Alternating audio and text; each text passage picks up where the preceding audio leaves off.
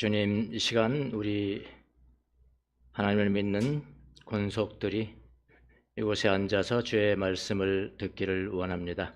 성령님 이곳에 임하셔서 꼭 들어야 할 말씀을 듣게 하시고 들려지게 하시고 보아야 할 것이 보여지는 귀한 시간이 될 수 있도록 은혜를 베풀어 주옵소서. 지상 명령을 전할 때 우리의 사명감이 무엇인지, 우리 사명감을 어떻게 완수해야 되는지를 하나님의 은혜로 깨달아 알아갈 수 있도록 은총을 내려 주시옵소서. 감사하고 예수님의 이름으로 기도합나이다. 아멘. 할렐루야. 아멘. 우리가 이제 지상 명령을 걸어가고 있죠. Great Commission. 지상 명령. 그러니까 중요한 명령이라는 거죠. 예수님 명령이 얼마나 많습니까? 중요한 명령, 가장 큰 명령. 그러면 그 명령에 제자들이 순종을 하면은 순종하는 것은 무엇이 되겠습니까? 반대 다르게 말한다면은 사명이 되는 거죠. 그렇죠? 사명을 완수한다. 명령에 순종하는 것은 사명을 완수한다. 그러니까 이 지상 명령이 무엇인지를 깨닫는 것보다도 더 큰 사명을 깨닫는 것은 없어요. 가장 큰 사명이니까. 그러니까 사명과 동시에 사명을 완수하는 자가 되겠다는 그런 다짐이 이 시간에 동시에 있어지기를 바랍니다. 아까 우리가 그 성경 봉독을 했습니다마는 19절, 20절 여기 보면은 단순해요. 아주 단순해요.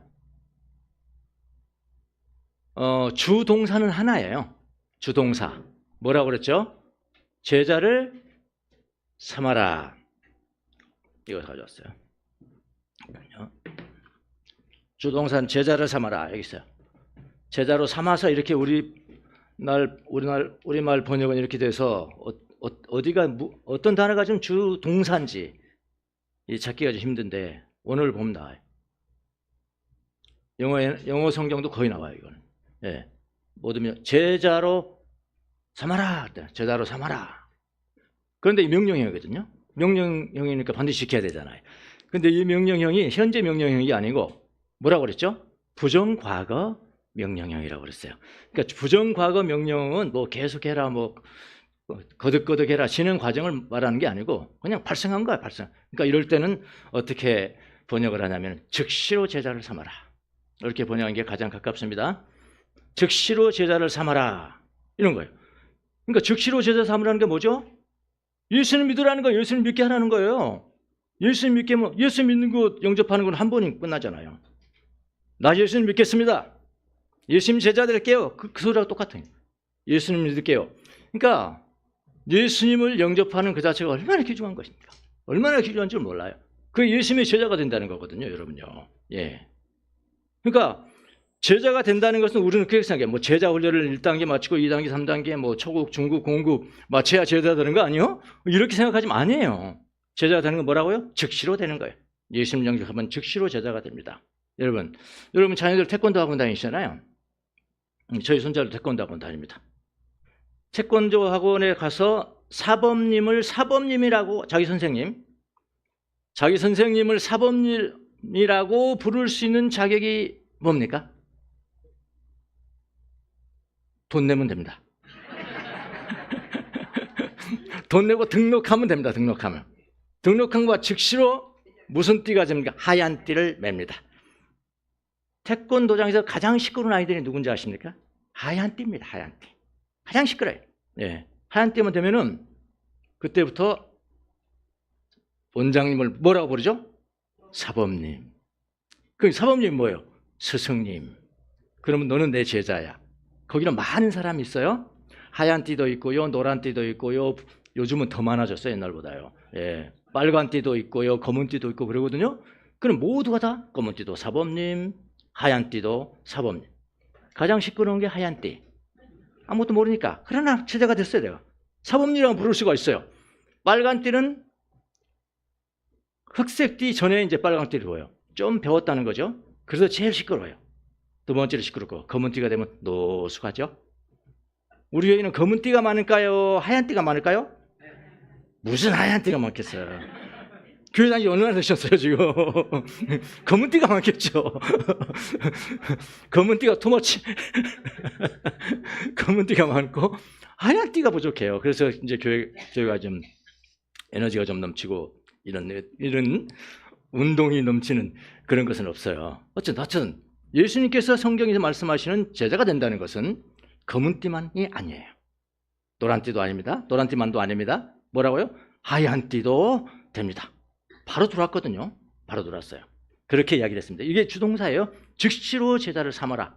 제자가 되는 건 이거예요. 단 한 번에 되는 겁니다. 그 다음에 중요한 것은 뭐냐면은 제자로서의 삶을 살아가는 것은 단 한 번으로 되는 것이 아니죠.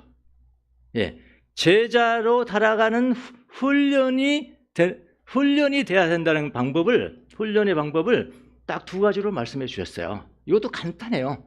두 가지로 말씀입니다. 하나는 뭐냐면은 첫 번째 훈련은 뭐냐면은 아버지와 아들과 성령의 이름으로 세례를 주어라. 주어라 이건 명령이 아니고요. 주면서 여기는 현재 분사예요. 여러분 현재 분사는 뭐라고 그랬죠?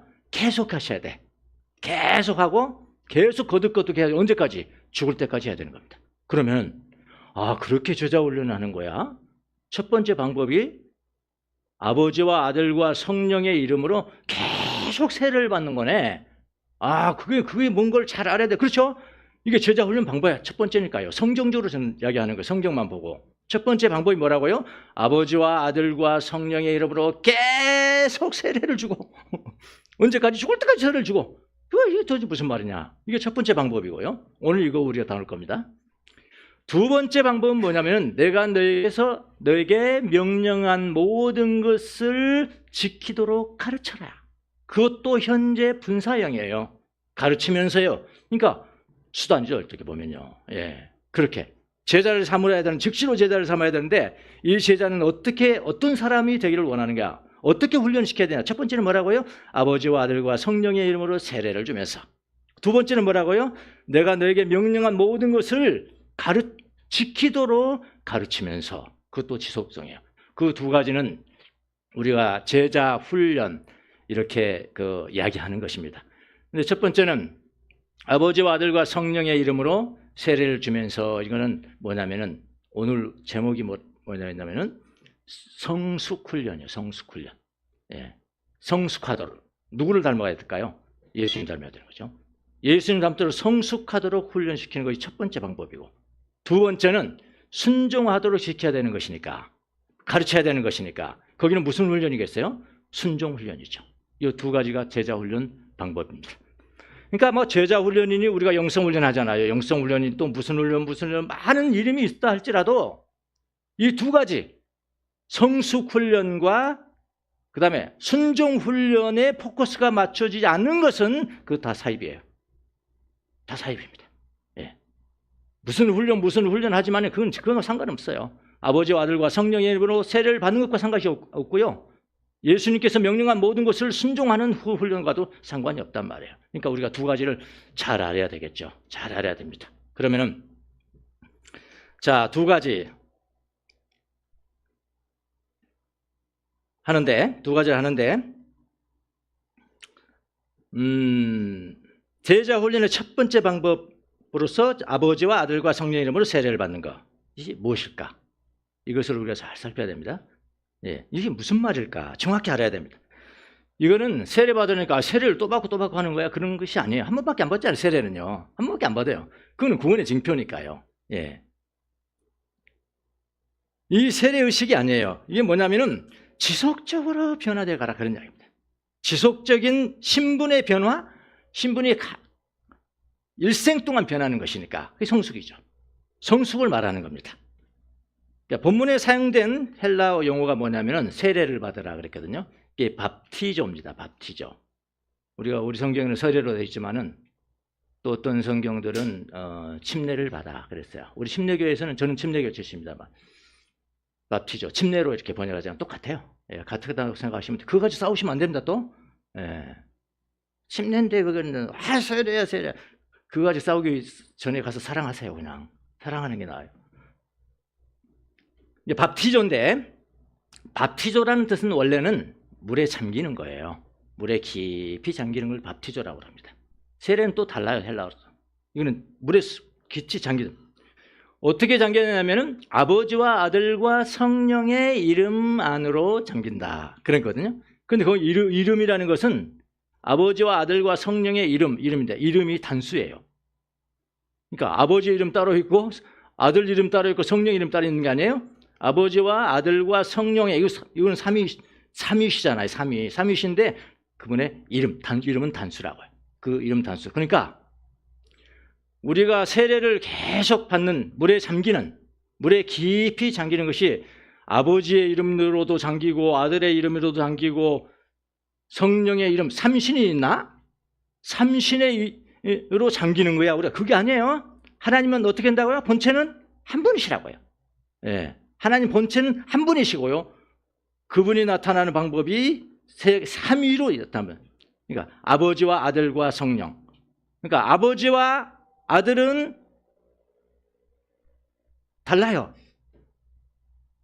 다 신성을 가졌지만은 위가 달라요. 위가. 1위, 2위, 3위잖아요. 3위지만은 이분은 본체는 한 분 하나님이시라고요. 한 분 하나님이시라고요. 많이 들어보셨죠? 이게 삼위일체를 정확하게 아주 정확하고 디테일하게 우리가 뭐 알 수는 없지만 지적으로 이게 신비잖아요. 알 수 없지만은 이해를 하셔야 돼요. 한 하나님이시다. 본체는 하나님이시고 본체 하나님이 세 위로 존재하신다. 그렇게 보시면 됩니다. 어떻게 이런 말을 하는 사람도 있어요. 세 위격이 있지만 본체는 한 분이라는 것. 그래서 이것을 존재론적으로 동등하고 존재론은 다 하나님이시니까 동등하고 그 다음에 뭐냐면 경륜적으로는 종속됐다. 경륜적은 뭡니까? 하나님의 뜻을 이루어가는 데 있어서는 종속될 수 있다. 표현이 그렇대요. 그러니까 예수님이 뭐래요? 아버지를 향해서 아버지여 나보다 크십니다. 그러잖아요. 사실은 큰 것이 아니고 동등하거든요. 존재론적으로 존중하고 경륜적으로는 종속돼 있다. 그렇게 표현합니다. 신학적으로. 어쨌든 간에 세 위격이 있지만 본체는 한 분이시라는 겁니다. 존재론 세례는 그러니까 세례를 받는다는 것은 세 분 하나님을 믿는다는 것이 아니에요. 각각 믿는다는 거 아닙니다. 한 하나님의 생명, 한 하나님의 통치 안으로 우리가 들어간다. 정확한 이름 안으로 들어간 에이스예요. 인투의 영어로 인투 들어간다 하니까 이건 장소의 이동이거든요. 누구에게 속한다 그런 뜻이에요.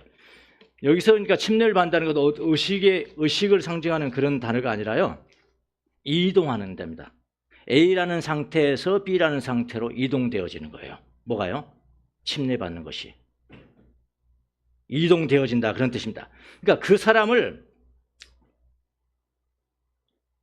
어떤 사람이 지금 세례를 받는데 아버지와 아들과 성령의 이름으로 세례를 받는다는 것은 이런 뜻이란 말입니다. 그 사람을 아버지와 아들과 성령이 다스리시는 관계의 세계로 옮겨놓는다 그런 뜻이에요. 그러니까 우리가 이 이름으로 세례를 받으면 어떻게 되냐면 이름 안으로 세례를 준다는 것은 옛 주인이 변화되는 거예요.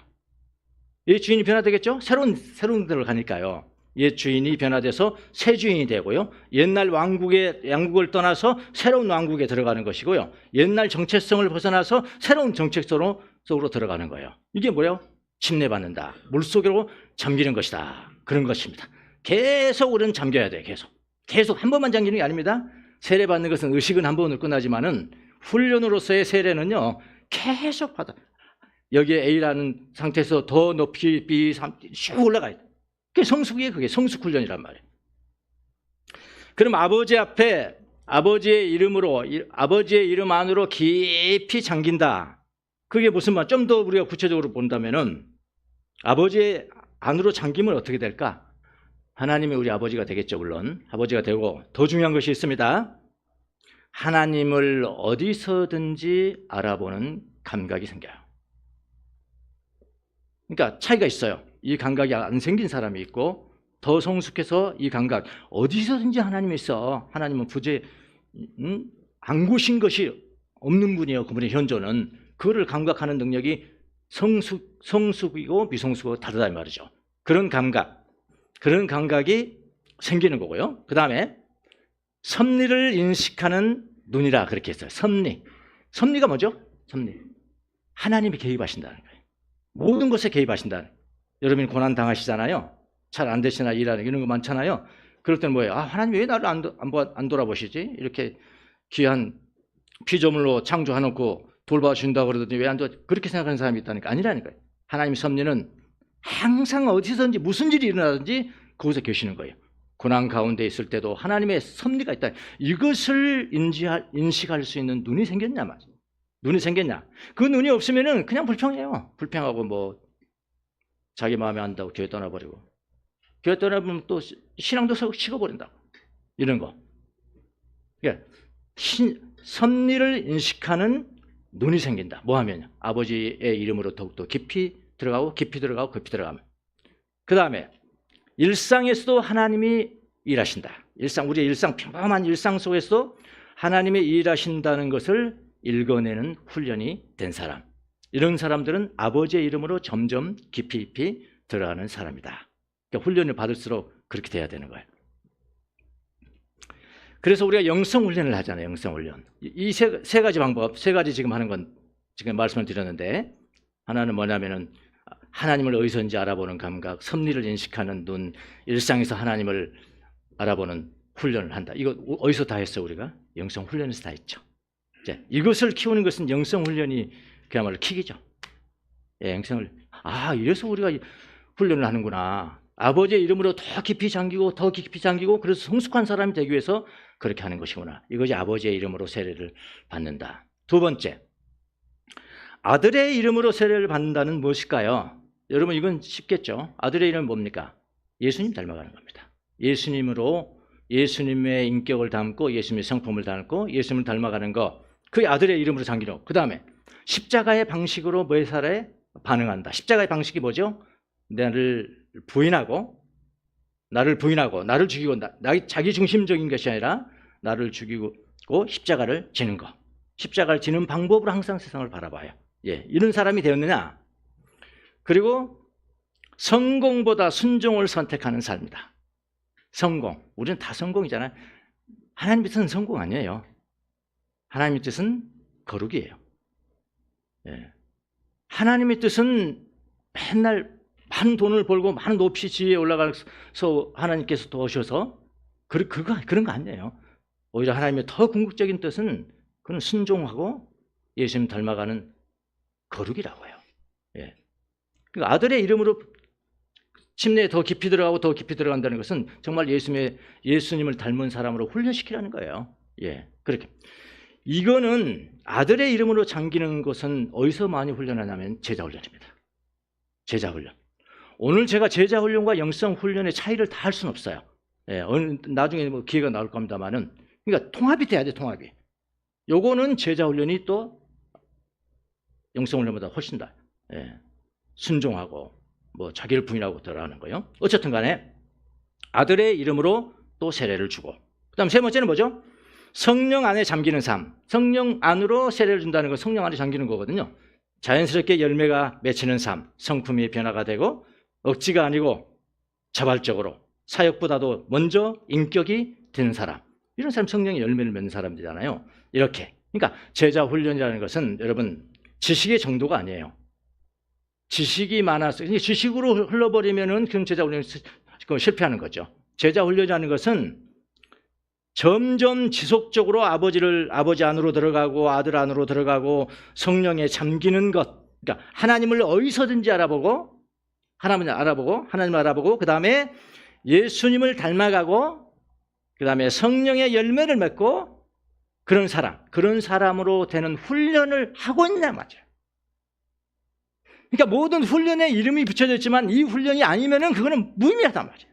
포커스를 잘못 맞춘다니까요. 그러니까 여러분, 이게 하나님께서 우리에게 주신 사명이 가장 사명. 우리 사명은 뭡니까? 어떻게 하면 하나님을 다 알아보고 내게 고통을 허락하신 하나님의 섭리가 뭔지를 인식하고 훈련이 됐으니까. 예. 그리고 일상에서 평범한 가운데서 하나님이 함께 계신 것을 알아보는 훈련이 되었느냐? 여기에 초점이 맞춰져 있느냐? 이렇게 되어져 가는 것이 사명이에요. 그러니까 예수님 명령에 순종하는 게 사명이니까요. 무슨 말인지 아시겠습니까? 사명과 예수님의 그 지상 명령은 그건 앞뒤잖아요. 손에 앞뒤잖아요. 그렇게 우리가 제자훈련과 영성훈련을 보셔야 된단 말이에요. 그러니까 제자훈련이라는 것은 지식의 정도가 아니에요. 지속적으로 아버지, 아들, 성령 안에 깊이 잠기는 것이고, 그래서 어디서든지 하나님을 알아보고 예수님을 닮아가고 성령의 열매를 맺는 삶을 훈련하는 것. 이게 영적인 성숙이에요. 그러니까 훈련은 지식 훈련이 아니고 다른 말로 이렇게 포메이션 훈련이라고 그래요.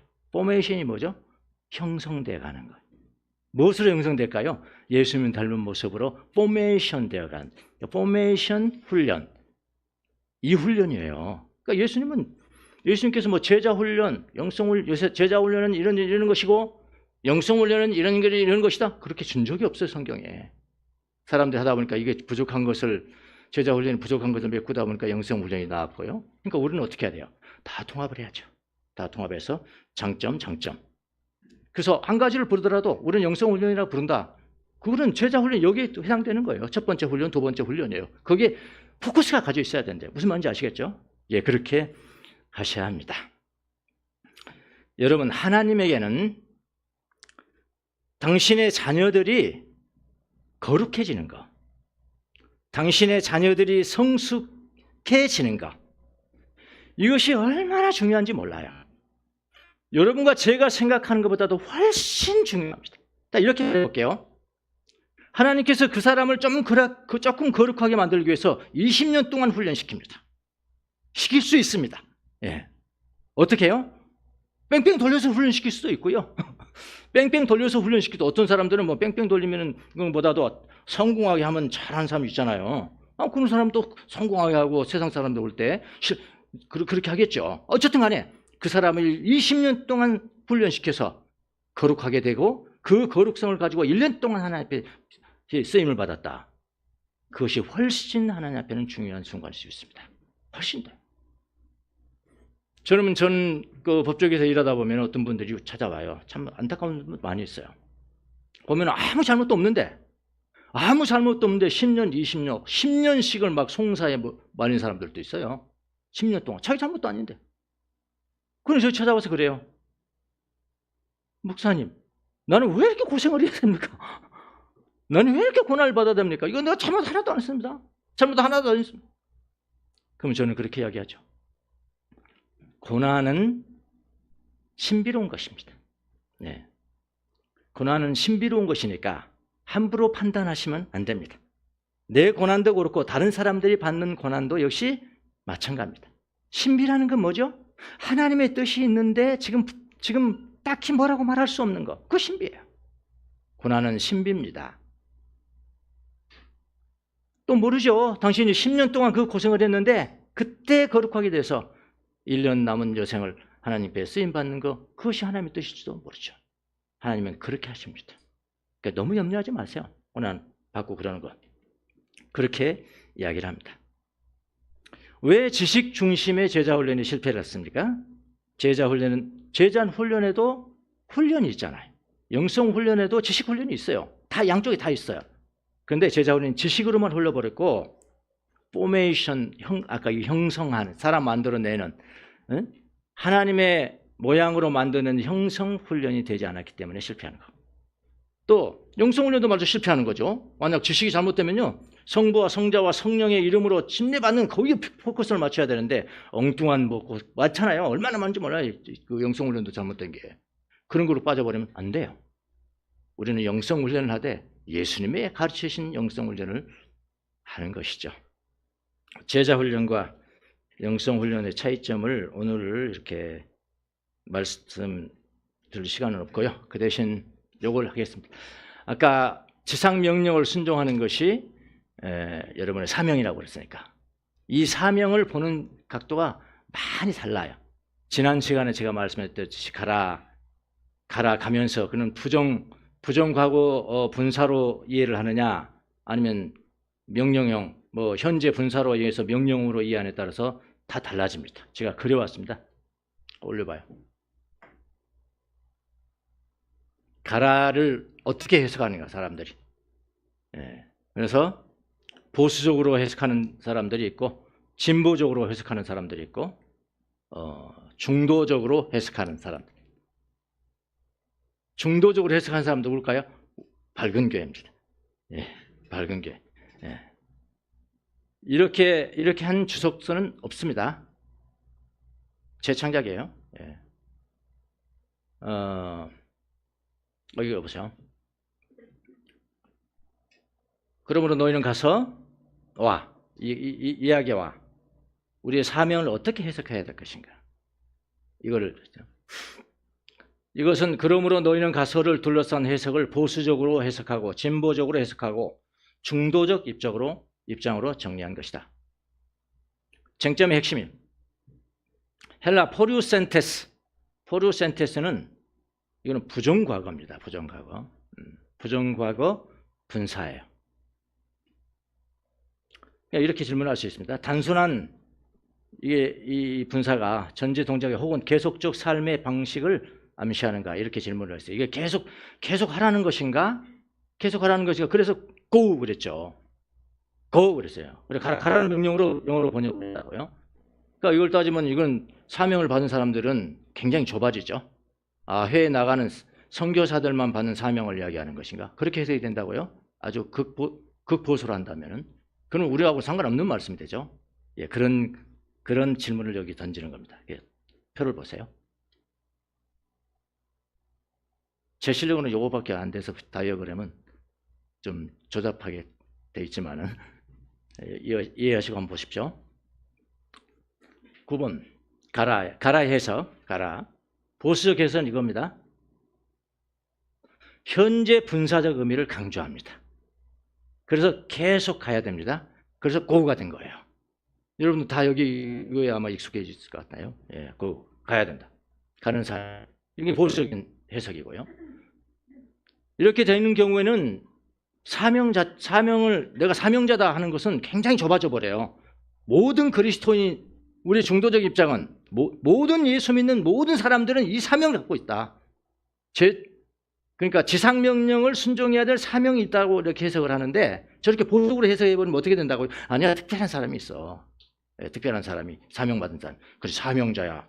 이 사람 사명자 이러잖아요. 예, 그렇게 흘러버릴 수가 있단 말이죠. 보수적 해석 이런 식이고 진보적 해석은 부정과거를 강조합니다. 이게 부정과거다. 부정과거 분사는 방향의 전환을 의미하고 예수님과 동행해서 예수님이 드러날 수 있는 그런 사람이 그런 순간에 바로 제자를 삼는 거야. 그러니까 우리 설교했죠. 이렇게 진보를 합니다. 그 다음에 중도적인 해석은 통합을 다 해요. 예. 부정과거 분사 플러스 삶 전체로 확장을 합니다. 이 중도적 해석은요. 이 가라를요. 그 다음에 핵심 강조점이 뭐냐면은 보수적인 해석은 이거는 세계로 나가고 해외 선교 여기에 집중을 해요. 더 포커스를 맞춰요. 진보적 해석은 아니야. 이거는 특별한 사람 골라가지고 해놓으니까 가라 세거라 그런 정도의 말씀이 아니야. 이거는 삶의 모든 그냥 자리에서 내가 예수님을 믿고 난 다음에 삶이 전환이 됐느냐 말이야. 이렇게 좀 이해가 되십니까? 이게 안목이 좁든지 좀 넓든지 예, 그렇게 됩니다. 삶의 전환되고 우리 중도적 해석은 예수님과 함께 동행하는 성에서 발생하는 사명 조금 다르죠. 조금씩요. 이해가 되시죠? 예. 그러니까 우리 여기 모인 모든 사람들은 사명자예요. 사명자. 예. 신학교 가는 사람은 사명자가 아니라고요. 선교사 가는 사람은 사명자가 아니라고요. 예수님이 정말 본 마음을 우리가 알아야 되잖아요. 그래서 성경에서 그렇게 필요한 거죠. 저는 예수님의 말씀은 그런 선교사로 가는 그런 사람만 두고 말하는 게 아니라고 저는 생각합니다. 모든 그리스도를 모신 모든 제자들은 사명, 동의하는 사명. 그 다음에 사명을 수행하는 주체구나. 보수적인 해석은 적극적으로 나아가는 사람. 그렇죠. 있는 사람 있죠. 사명자네 이렇게 되잖아요. 예.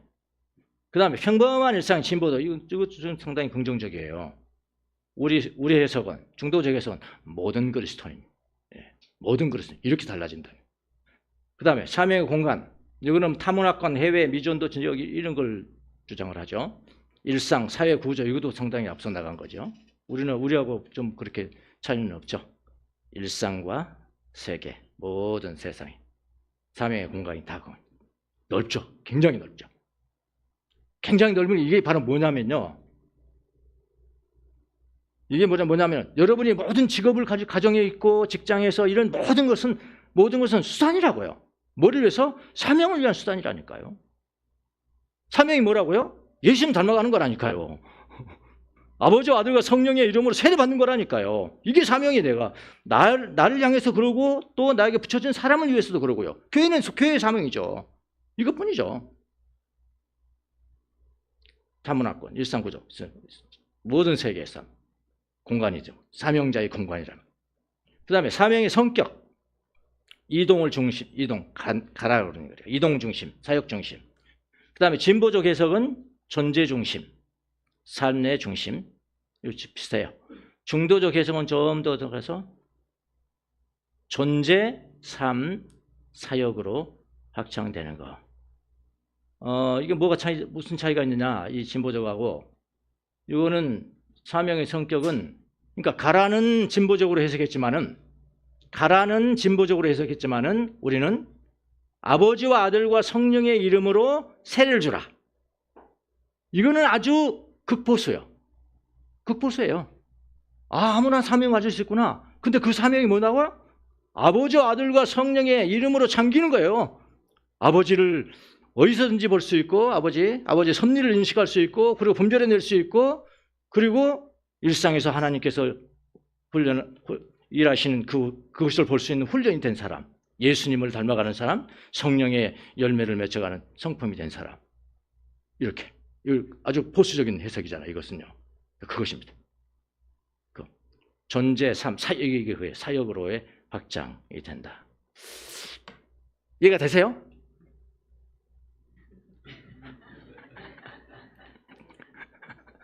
아니, 저는요, 이런 거 보면요, 이런 게 있어요. 어떻게 정리를 해서 한눈에 볼 수 있도록 만들어줄까? 근데 내가 뭐 도표 그리고 그런 능력은 없으니까 일단 다 써요. 그냥 도표 안 그리고. 이걸 어떻게 넣어야 되냐. 내 방법대로 넣은 거예요, 이게요. 더 잘하는 사람도 이거보다 훨씬 쉽게 하겠죠. 그러나 이해는 되죠. 제가 저 양반이 뭘 만들려고 했지, 지금? 뭘 만들려고 그랬지? 예수님께서 말씀하신 지상명령, 정확한 의미가 뭐냐? 그 명령을 수행하는 사명자, 그 사명자는 누구냐? 그 사명으로 삼는 교회는 뭐 하는 데냐? 도대체 이 발견은 뭐 하는 데냐, 너희들? 응? 무슨 뭐 다양하게 많이 하잖아요. 뭐 자연 묵상도 하고, 뭐 음악 감상도 하고, 미술 감상도 하고, 뭐 하는데 뭐 하는 거야? 아셔야 되잖아요. 그 말씀을 드린 겁니다. 여러분의 사명이 무엇인지를 분명히 이해를 할 때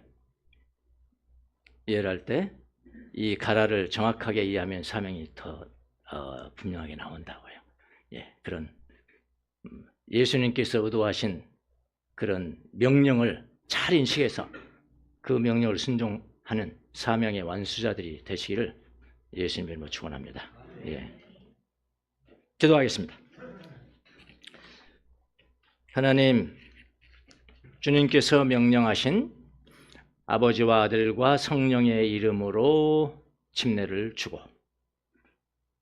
이 말씀이 무엇인지 이 명령이 무엇인지를 잘 이해하고 우리의 사명이 무엇인지를 잘 이해할 수 있도록 은혜를 베풀어 주시기를 바랍니다. 그래서 하나님을 알아보고 예수님을 닮아가고 성령님과 함께하는 깊은